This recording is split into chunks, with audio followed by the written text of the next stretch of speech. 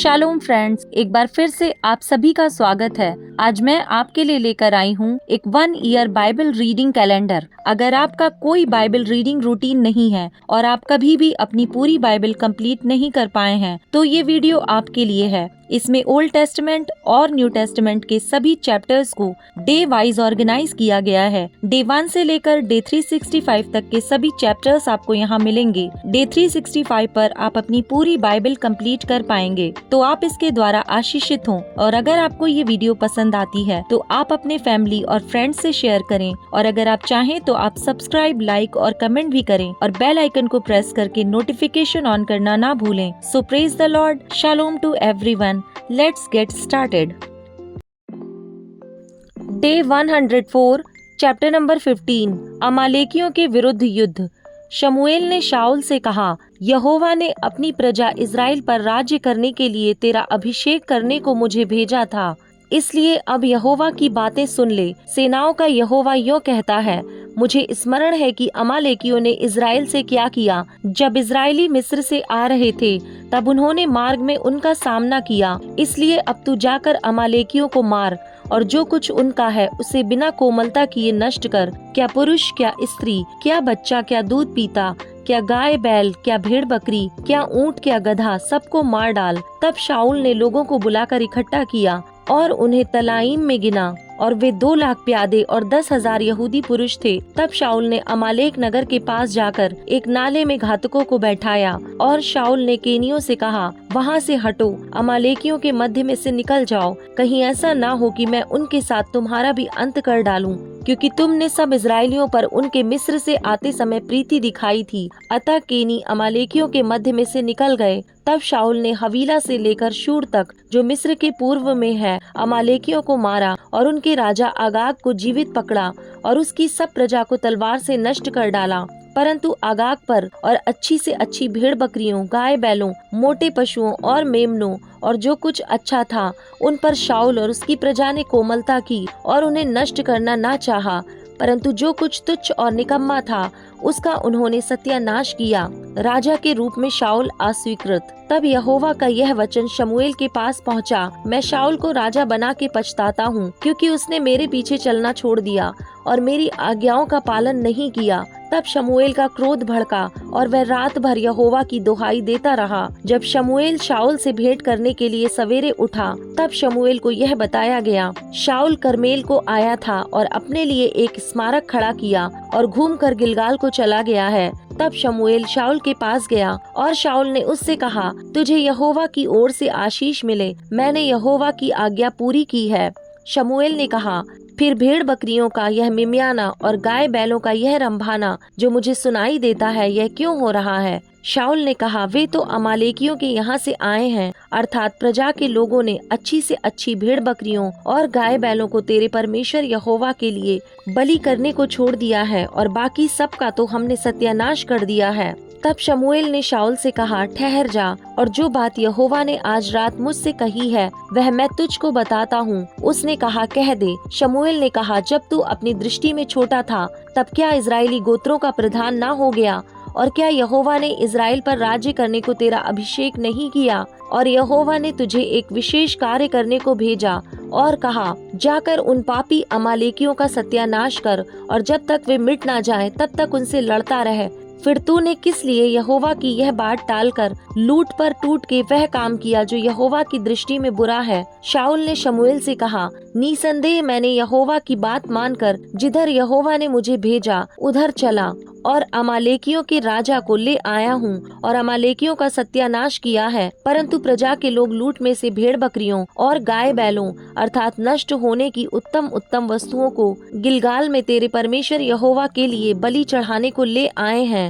शमूएल ने कहा, क्या यहोवा होम बलियों और मेल बलियों से उतना प्रसन्न होता है जितना कि अपनी बात के माने जाने से प्रसन्न होता है? सुन, मानना तो बलि चढ़ाने से और कान लगाना मेढ़ों की चर्बी से उत्तम है। देख, बलवा करना और भावी कहने वालों से पूछना एक ही समान पाप है, और हट करना मूर्तों और ग्रह देवताओं की पूजा के तुल्य है।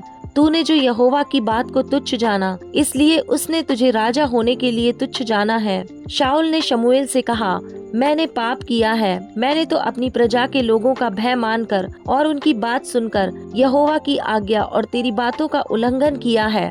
परंतु अब मेरे पाप को क्षमा कर और मेरे साथ लौट आ कि मैं यहोवा को दंडवत करूं। शमूएल ने शाऊल से कहा, मैं तेरे साथ ना लौटूंगा, क्योंकि तूने यहोवा की बात को तुच्छ जाना है और यहोवा ने तुझे इज़राइल का राजा होने के लिए तुच्छ जाना है। तब शमूएल जाने के लिए घूमा और शाऊल ने उसके बागे की छोर को पकड़ा और वह फट गया। तब शमूएल ने उससे कहा, आज यहोवा ने इज़राइल के राज्य को फाड़कर तुझसे छीन लिया और तेरे एक पड़ोसी को जो तुझसे अच्छा है दे दिया है। और जो इज़राइल का बलमूल है वह ना तो झूठ बोलता और ना पछताता है, क्योंकि वह मनुष्य नहीं है कि पछताए। उसने कहा, मैंने तो पाप किया है, तो भी मेरी प्रजा के पुरनियों और इज़राइल के सामने मेरा आदर कर और मेरे साथ लौट कि मैं तेरे परमेश्वर यहोवा को दंडवत करूं। तब शमूएल लौटकर शाऊल के पीछे गया और शाऊल ने यहोवा को दंडवत की। तब शमूएल ने कहा, अमालेकियों के राजा आगाग को मेरे पास ले आओ। तब आगाग आनंद के साथ यह कहता हुआ उसके पास गया। निश्चय मृत्यु का दुख जाता रहा। शमूएल ने कहा, जैसे स्त्रियां तेरी तलवार से निर्वंश हुई हैं, वैसे ही तेरी माता स्त्रियों में निर्वंश होगी। तब शमूएल ने आगाग को गिलगाल में यहोवा के सामने टुकड़े टुकड़े किया। तब शमूएल रामा को चला गया और शाऊल अपने नगर गिबा को अपने घर गया। और शमूएल ने अपने जीवन भर शाऊल से फिर भेंट ना की, क्योंकि शमूएल शाऊल के लिए विलाप करता रहा और यहोवा शाऊल को इज़राइल का राजा बनाकर पछताता था। चैप्टर नंबर 16, दाऊद का राज्याभिषेक। यहोवा ने शमूएल से कहा, मैंने शाऊल को इज़राइल पर राज्य करने के लिए तुच्छ जाना है। तू कब तक उसके विषय विलाप करता रहेगा? अपने सींग में तेल भरकर चल। मैं तुझको बैतलहम वासी यिशै के पास भेजता हूँ, क्योंकि मैंने उसके पुत्रों में से एक को राजा होने के लिए चुना है। शमूएल बोला, मैं कैसे जा सकता हूँ? यदि शाऊल सुन लेगा तो मुझे घात करेगा। यहोवा ने कहा, एक बछिया साथ ले जाकर कहना, मैं यहोवा के लिए यज्ञ करने को आया हूँ और यज्ञ पर यिशै को न्योता देना। तब मैं तुझे बता दूंगा कि तुझको क्या करना है, और जिसको मैं तुझे बताऊं उसी का मेरी ओर से अभिषेक करना। तब शमूएल ने यहोवा के कहने के अनुसार किया और बैतलहम को गया। उस नगर के पुरनिये थरथराते हुए उससे मिलने को गए और कहने लगे, क्या तू मित्र भाव से आया है कि नहीं? उसने कहा, हाँ, मित्र भाव से आया हूँ।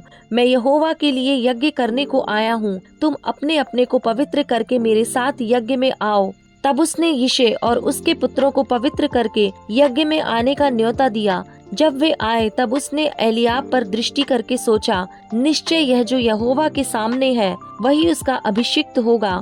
परंतु यहोवा ने शमूएल से कहा, ना तो उसके रूप पर दृष्टि कर और ना उसके कद की ऊंचाई पर, क्योंकि मैंने उसे अयोग्य जाना है। क्योंकि यहोवा का देखना मनुष्य का सा नहीं है। मनुष्य तो बाहर का रूप देखता है, परंतु यहोवा की दृष्टि मन पर रहती है। तब यिशै ने अबीनादाब को बुलाकर शमूएल के सामने भेजा और उसने कहा, यहोवा ने इसको भी नहीं चुना। फिर यिशै ने शम्मा को सामने भेजा और उसने कहा, यहोवा ने इसको भी नहीं चुना। इस प्रकार यिशै ने अपने 7 पुत्रों को शमूएल के सामने भेजा और शमूएल यिशै से कहता गया, यहोवा ने इन्हें नहीं चुना। तब शमूएल ने यिशै से कहा, क्या सब लड़के आ गए? वह बोला, नहीं, छोटा तो रह गया और वह भेड़ बकरियों को चरा रहा है। शमूएल ने यिशै से कहा, उसे बुलवा भेज, क्योंकि जब तक वह यहाँ ना आए तब तक हम खाने को ना बैठेंगे। तब वह उसे बुलाकर भीतर ले आया। उसके तो लाली झलकती थी और उसकी आंखें सुंदर और उसका रूप सुडौल था। तब यहोवा ने कहा, उठकर इसका अभिषेक कर, यही है। तब शमूएल ने अपना तेल का सींग लेकर उसके भाइयों के मध्य में उसका अभिषेक किया और उस दिन से लेकर भविष्य को यहोवा का आत्मा दाऊद पर बल से उतरता रहा।